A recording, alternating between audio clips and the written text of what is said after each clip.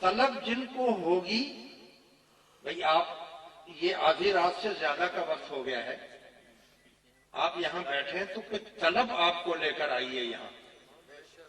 21 چک میں اتنے لوگ نہیں رہتے ہیں، اس کو 50 گنا اور کر دو تو وہ کچھ لوگ گھر میں بھی ہوں گے، کیوں بھائی؟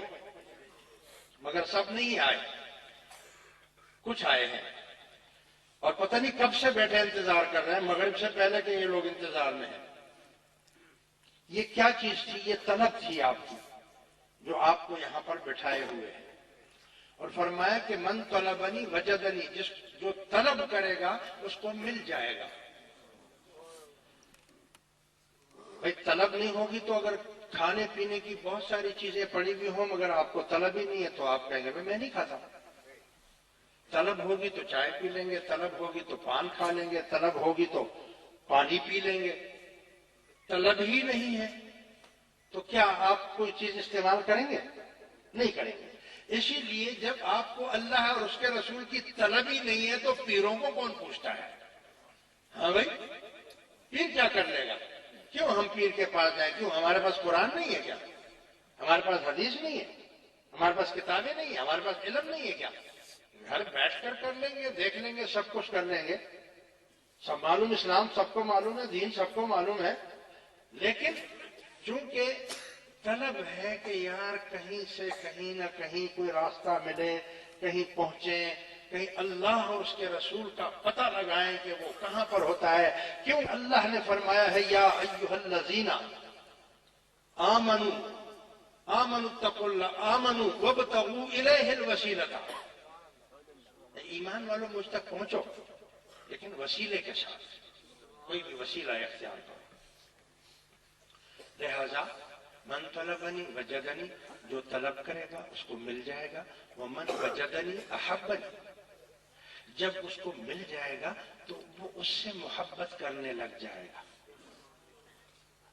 ومن احبنی عرفنی، جب آپ اس کے ساتھ محبت کرنے لگ جائیں گے تو آپ اس کو پہچان جائیں گے کہ یہ چیز کیا ہے، اس چیز کو آپ پہچان جائیں گے۔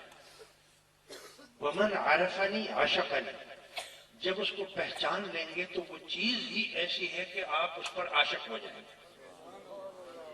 یعنی دیکھیں، محبت پہلے محبت تھی، محبت کی وجہ سے آپ کو پہچان ملی اس کی، اور جب پہچان مل گئی تو وہ چیز ایسی تھی کہ آپ اس پر عاشق ہو گئے۔ ومن عاشقنی قتلتہ، اور وہ کہتا ہے میرا قانون یہ ہے کہ جو ہمارا عاشق ہو جاتا ہے ہم اس کو قتل کر دیتے ہیں۔ ومن قتلتہ علی دیۃ، اور جو قتل کرتا ہے اسے قصاص دینا پڑتا ہے، خون بہا دینا پڑتا ہے۔ فرمایا وانا دیۃ، کیونکہ قتل میں نے کیا ہے لہذا اس کا بدلہ بھی اب میں خود اس کا بدلہ ہوں۔ تو من شدم من تو شدی، تو میں ہو گیا میں تو ہو گیا، تیرے ہاتھ میرے ہاتھ، تیرے پاؤں میرے پاؤں، تیری آنکھیں میری آنکھیں، تیرے کان میرے کان، تیرا منہ میرا منہ، تیری زبان میری زبان۔ نعرہ تکبیر،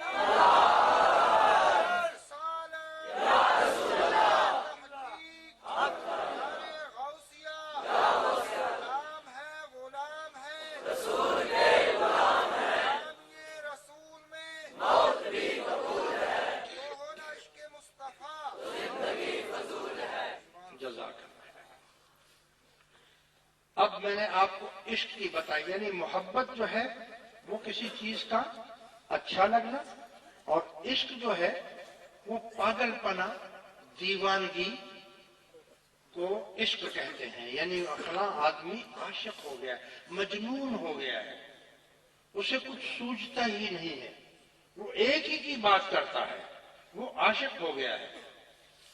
تو اب اور عشق کس کو کہتے ہیں؟ عشق اس کو کہتے ہیں جو ناممکن کو ممکن بنا دے۔ عشق اس طاقت کو، پاور کیا ہے اس کی؟ ناممکن کو بھی وہ ممکن بنا دے، یعنی ایسی چیز جو نہ ہو سکتی ہو، جس کا امکان نہ ہو لیکن اگر عشق ہے تو عشق اس ناممکن کو بھی ممکن بنا دے گا. یہ پاور عشق کی ہے، مجازی عشق کی. اور اگر یہی عشق حقیقی ہو جائے تو پھر کیا ہوگا؟ پھر تو یہ ہوگا کہ بیٹھا ہے چٹائی پہ مگر عرش نشیں ہے، ایسا کوئی محبوب نہ ہوگا نہ کہیں ہے. ارے اور بعضوں نے تو یہ بھی کہہ دیا کہ لاہوت سے پرے ہے میری سجدگاہ شوق. لاہوت سے پرے ہے میری سجدگاہ شوق، جھک جائے جو زمین پہ وہ میری جبی نہیں. ایسے بھی عاشق ہیں جن کو آپ یہاں دیکھتے ہیں کہ انہوں نے بولا اللہ اکبر، آپ یہ سمجھ رہے ہیں کہ وہ نماز پڑھ رہا ہے یا پڑھا رہا ہے. خدا کی قسم وہ یہاں ہوتے ہی نہیں. یہاں اللہ اکبر کہا، وہاں عرش عظیم پر ہوتے ہیں، مالک حقیقی کے سامنے ہوتے ہیں، اپنے محبوب کو دیکھ کر عبادت کرتے ہیں. ارے حضرت علی کرم اللہ وجہ الکریم سے کسی نے پوچھا کہ آپ جو عبادت کرتے ہیں، نمازیں پڑھتے ہیں، کیا آپ اپنے رب کو دیکھتے ہیں؟ فرمایا خدا کی قسم اگر میں اپنے رب کو نہ دیکھوں تو کبھی بھی اس کو سجدہ نہ کروں. رسول اللہ صلی اللہ علیہ وسلم نے فرمایا، حدیث پاک ہے، میں بغیر دلیل کے بات نہیں کرتا. علماء کرام یہاں تشریف فرمائے، بڑے بڑے علماء یہاں پر بیٹھے ہوئے، مشائخین بیٹھے ہوئے ہیں، کہ حضور علیہ السلام نے فرمایا الصلاۃ معراج المومنین، نماز مومن کی معراج ہے. لا صلاۃ الا بحضور القلب، اور وہ تو نماز ہی نہیں جس میں قلب حاضر نہیں. تو بھائی میں آپ کو یہ بتا رہا تھا کہ ہر چیز کا جوڑا ہے، اور جب دو چیزیں ملتی ہیں تب کوئی تیسری چیز پیدا ہوتی ہے. یہ لاؤڈ اسپیکر چل رہا ہے، یہ بلب جل رہے ہیں. ان بلبوں میں، ان لاؤڈ اسپیکر میں، اس کیمرے میں دو تاریں آ رہی ہیں بجلی کی. ایک گرم تار آ رہی ہے اور ایک ٹھنڈی تار آ رہی ہے.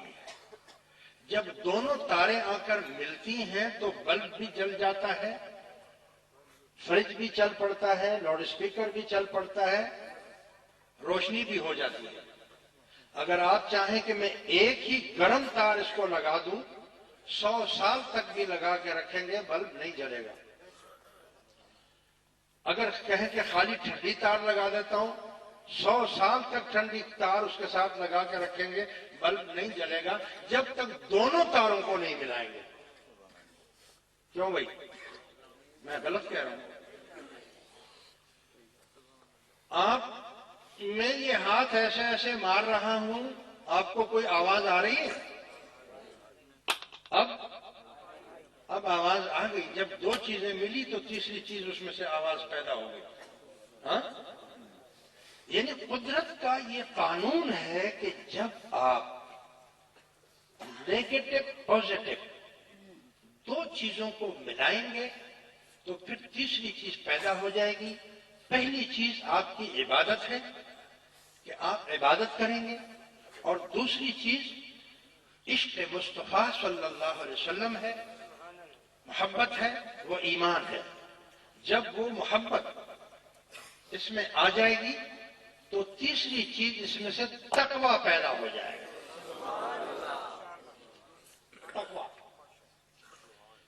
میں نے آپ کو یہ بتایا کہ قرآن کریم میں بے حساب جگہ پر تقوی کا لفظ آتا ہے. اگر ہم آج بھی تقوی اختیار کر لیں، اور میں کہتا ہوں صرف سارے مسلمان ہی تقوی اختیار کر لیں، تو آپ کے تمام مشکلات حل ہو جائیں گے.